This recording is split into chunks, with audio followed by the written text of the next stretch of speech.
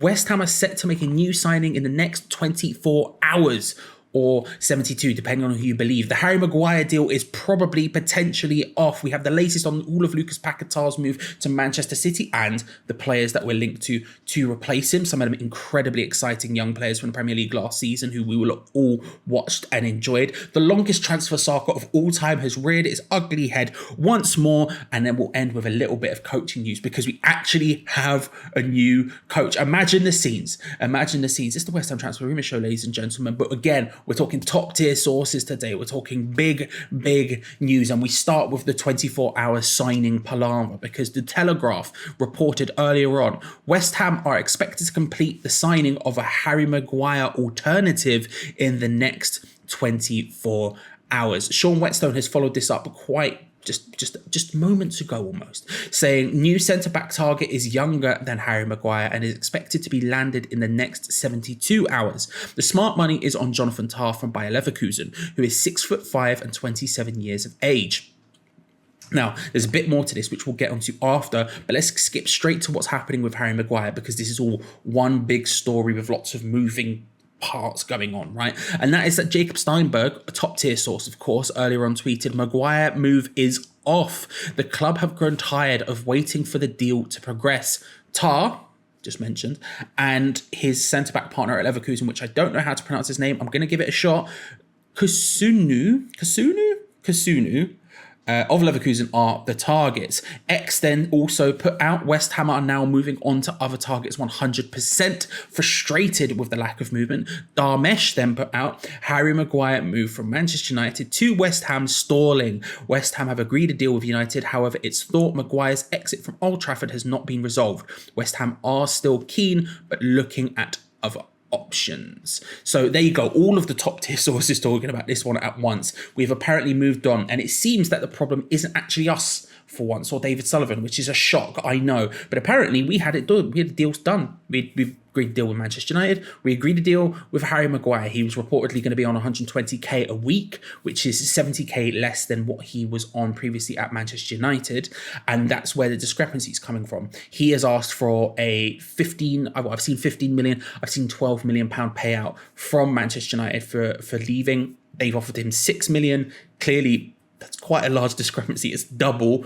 And there is clearly been a kerfuffle with this for long enough where we have grown tired and we are moving on, and Jonathan Tah appears to be the number one target, which I'm good with. I'm actually much more excited for this than I would be for Harry Maguire, and that's not because I think Jonathan Tah is a better player than Harry Maguire. I actually probably don't. I actually probably think Harry Maguire is a better player. I prefer Harry Maguire. I like Harry Maguire more, and I like Harry Maguire. I think he would work at West Ham. I think he'd do well at West Ham. I think he'd do incredibly well under David Moyes. My problem with the Harry Maguire deal has always been the price. It's always just seemed too much money for me.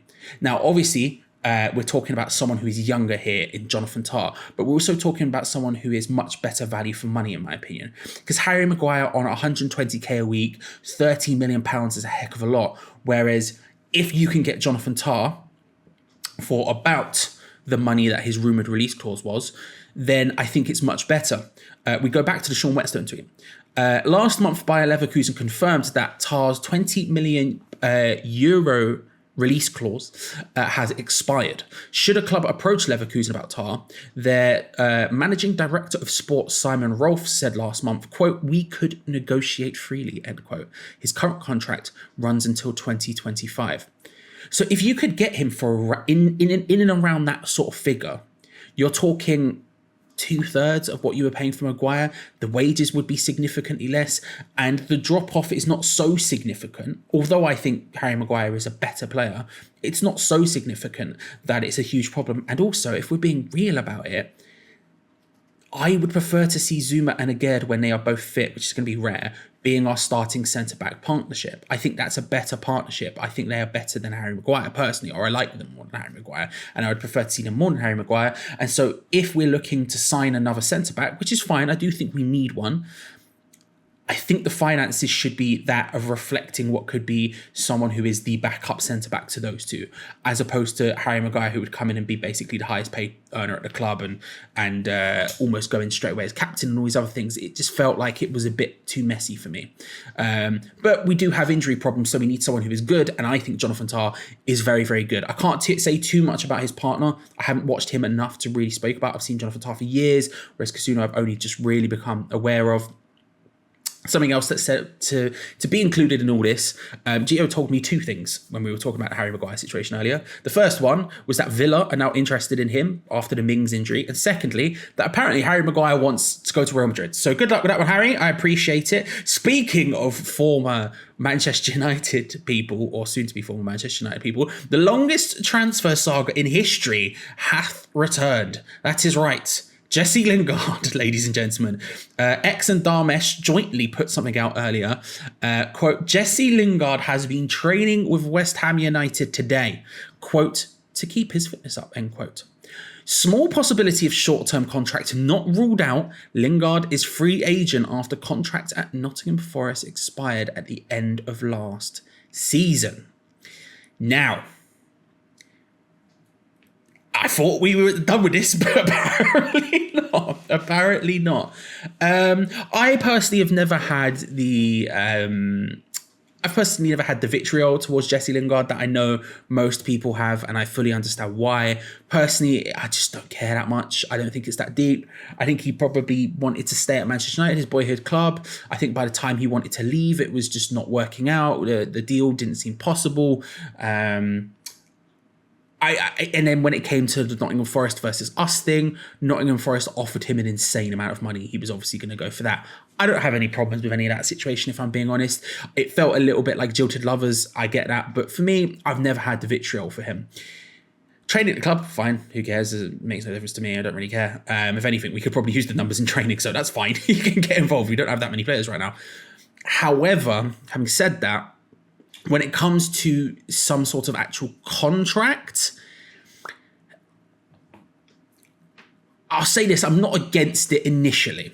It would have to work in our favour though. It can't be anywhere that high up wage-wise, because I just don't think at this point in his career he's worth that. I think he probably knows he's not worth that. So I think actually those negotiations shouldn't be too difficult, but the wages can't be that high.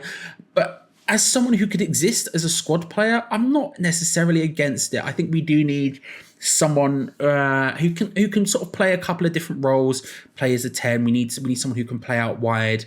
We know he fits Moyes' system, although he's a couple of years older at this point than he was when he was with us last, and everything else. We know he suits the system. It would be a free transfer, so it's not that deep. I would be okay with it, I guess. It wouldn't exactly be my first choice, but as some sort of squad bulk player, I wouldn't necessarily be against it, but it really would have to be on the correct terms. How do you feel about that one? Let me know in the comment section below, because we also may be losing Lucas Paqueta. This is obviously on running now at this point. This is becoming somewhat of a saga itself. Fabrizio today tweeting new formal bids from Manchester City for Paqueta, 100% guaranteed. It's being prepared and it is expected very soon. Paqueta remains at City. Paqueta remains City priority alongside Jeremy Doku, work in progress on both deals. If you missed it, of course, at the weekend, Kevin De Bruyne went off injured. We've since heard reports that he could potentially be out for the rest of 2023. It's very bad. He's going to have operations and all this. So as someone who just loves watching Kevin De Bruyne play, bad. For someone who wants the most amount of money for Lucas Paqueta, good. And I feel like this again, it just feels like something that's going to happen. It's more a matter of if and for how much. I suspect this is going to be on running, so we'll just touch on that one briefly. But let's talk about the targets that have been linked, because obviously, like with Declan Rice and how I always thought that it wasn't a situation where they could just pocket the money, where Sullivan could just pocket the money. He would have to be replaced, and we would have to know about targets. We have some very exciting targets coming up. Let's start with the Steinberg.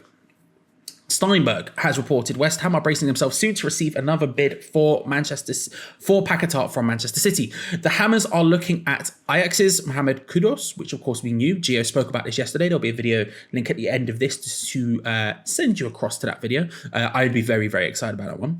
City's Cole Palmer, which is of course someone else we've spoken about on the channel. Someone I'd be for that move. I like the idea of getting City's Cole Palmer in. I think he's very good.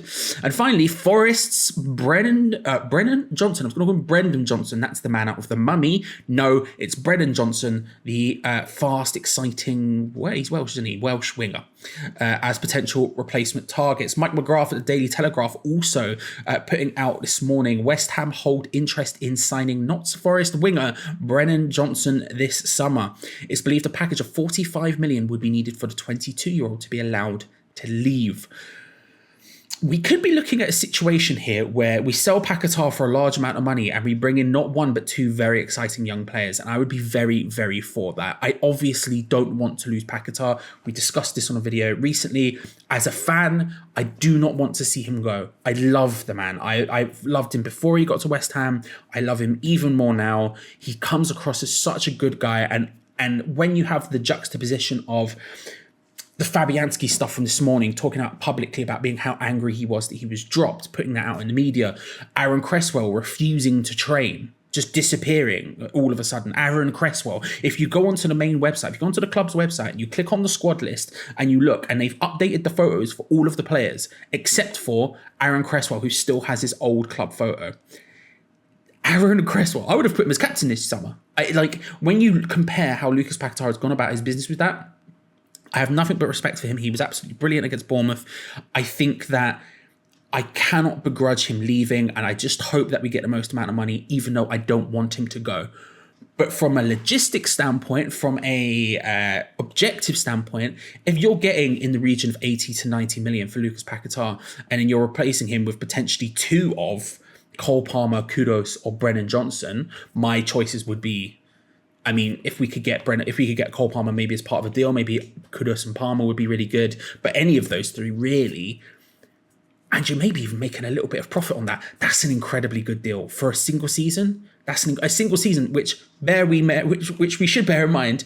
Not only did it not go very well for West Ham in general, although we won a trophy, and I'm a big proponent of that more than anyone, but also it didn't go brilliantly for Lucas Paqueta. First half of the season or whatever, he wasn't up to his full scratch.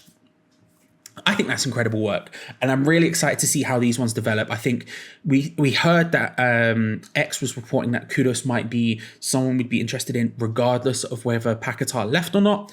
That would be a massive, massive thing for me. If we could get two of those, I'd be incredibly happy. Even if we got one of those, I'd be happy. But I think all of a sudden that's looking a bit more shiny. The West Ham transfer world is looking a little bit brighter despite certain long-running targets rearing their head. And finally, West Ham actually have a new coach.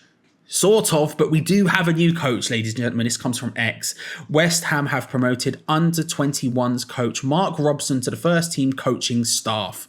This has come after the 54-year-old was approached by new Wolves manager Gary O'Neill, shout out Gary, to join their staff instead. So there we go. We've moved someone up from the 21s to the first team coaching staff.